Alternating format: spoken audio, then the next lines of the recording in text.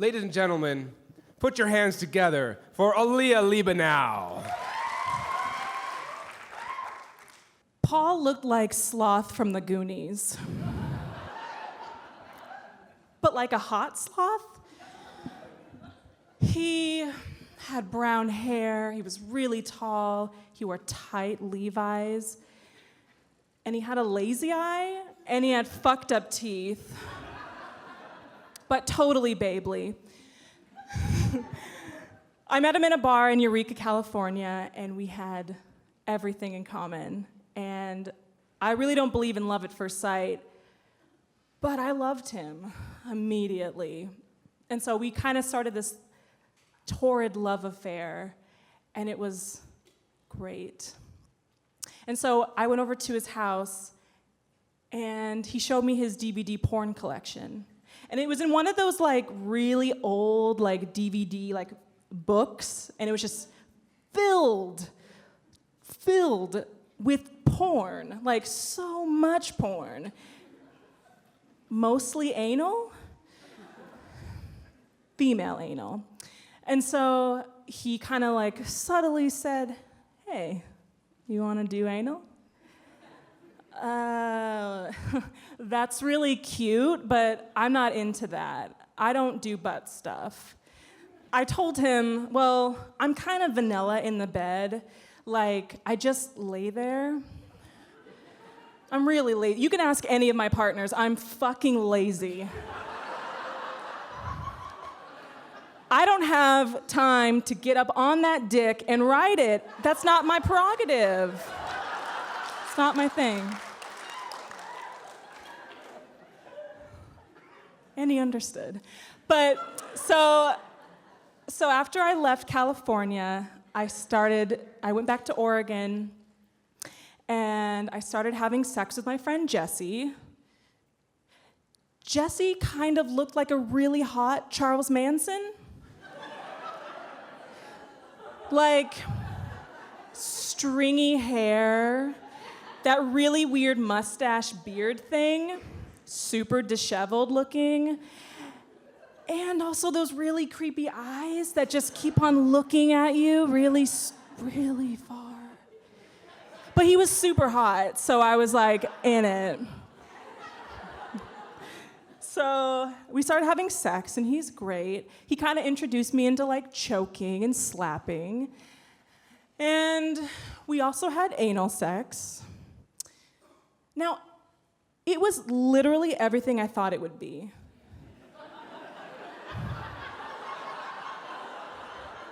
I hated it. It was the worst experience sexually ever. Like, the smell was awful. I was also like super, like, it felt like I had to take a huge shit. I fucking hated it.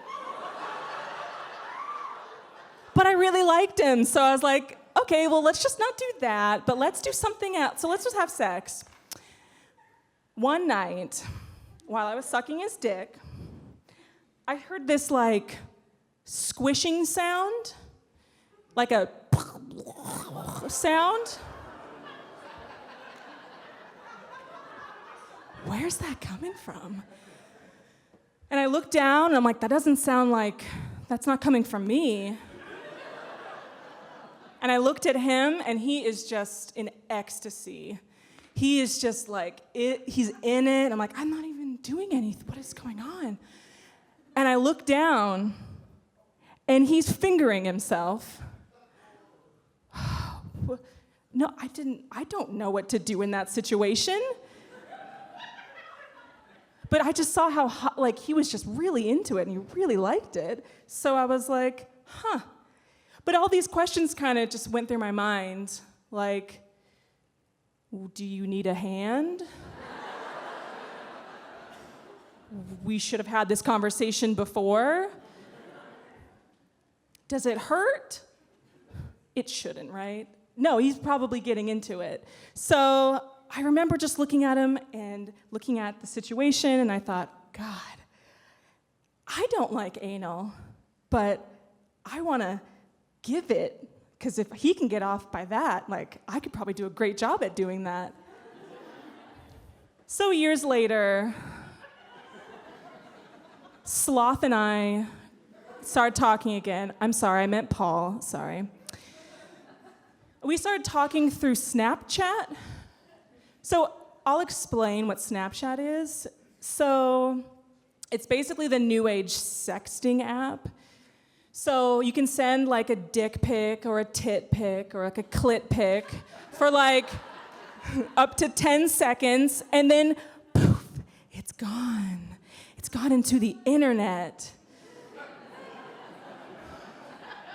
So you don't have to have any of this incriminating evidence, so it's great. So Paul and I started to send nude pics to each other for quite a bit of time, and then one day he said, "Aleah, do you want a picture of my butthole?" Fuck yes. Yes. The first time I saw that butthole, it was the holy grail of buttholes. It was not too pink, but not too brown. And it was the size of a dime. And it looks like he took care of it. So I was like, good job. Looks great. Looks great. And I initially started to touch myself. It was just initially. And so just weeks of just him sending me videos of him fingering himself and showing his butthole and showing how wide it can get. It was magnificent. It was literally the most perfect chewed up piece of bubble gum I had ever seen.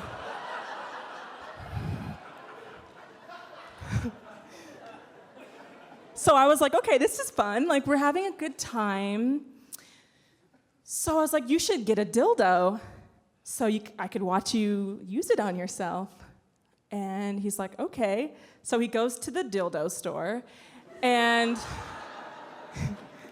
then when he shows it to me the first time, like, I don't know if you're gonna get a dildo for your first one, like, I feel like maybe you should get like a 4 to 5 incher, like some sort of starter kit.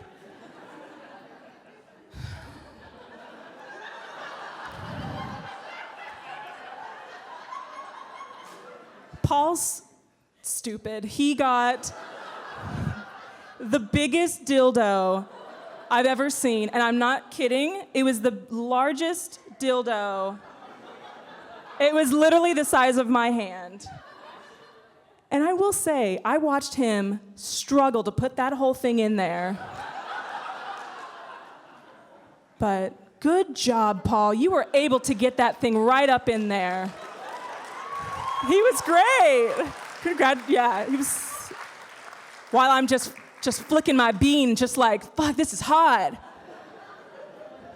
I had the greatest masturbation material for just weeks straight of him showing me stuff with his butt. It was great. And so I was like, well, you know what? Who cares? I'm just gonna go and visit him in California and see what happens. I gotta take this opportunity and do whatever he wants. Anything's on the table, it's fine. So I bought my plane ticket, but even before I went, I wanted to educate myself in how to properly do stuff to one's butt. So, like, I don't know how to properly finger a guy's butthole. I don't know how to lick a butthole. I don't know how to milk a prostate.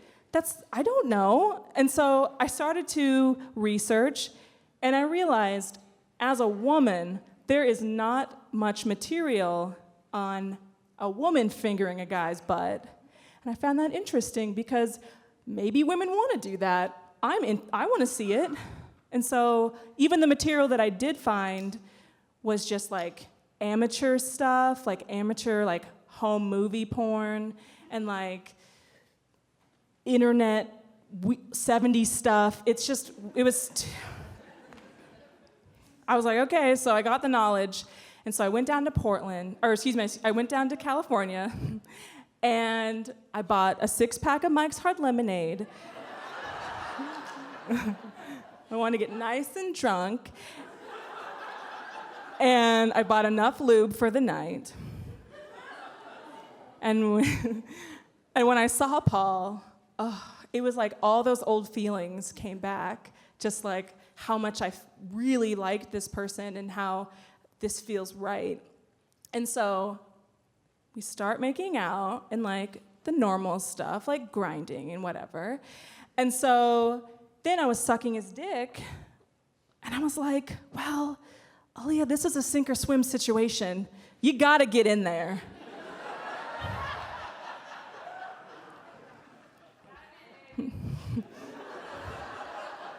I went in. And so I just started to lick his butt. That butthole tasted so great. It wasn't, I thought it would taste like shit. But it just tasted warm and like skin. I've always told Paul that he should like put his bodily fluids like in a bottle so he could go send it off, because all of his stuff tastes great. And I started to lick that butthole, and it felt so good. And I could hear him just really getting into it. And I was like, well, this is already going really well. So I just put my finger in there, and I started to, and it, let's be honest, that finger went in pretty quick. I didn't have to use much lube. So good job, Paul, for getting ready for the show. So I started to finger his ass, and I could hear him moan and groan and just getting into it, and he was just, it felt normal and great. And I'm like, well, let's do something else. So we did a rusty trombone. So if you've never heard of a rusty trombone, let me explain it to you. It is when your person licks the asshole and does a nice reach around, like you're, playing a trombone. And he loved it, though. He loved it. I felt super empowered, and I felt this is something that I could do more. Why can't I do it more often?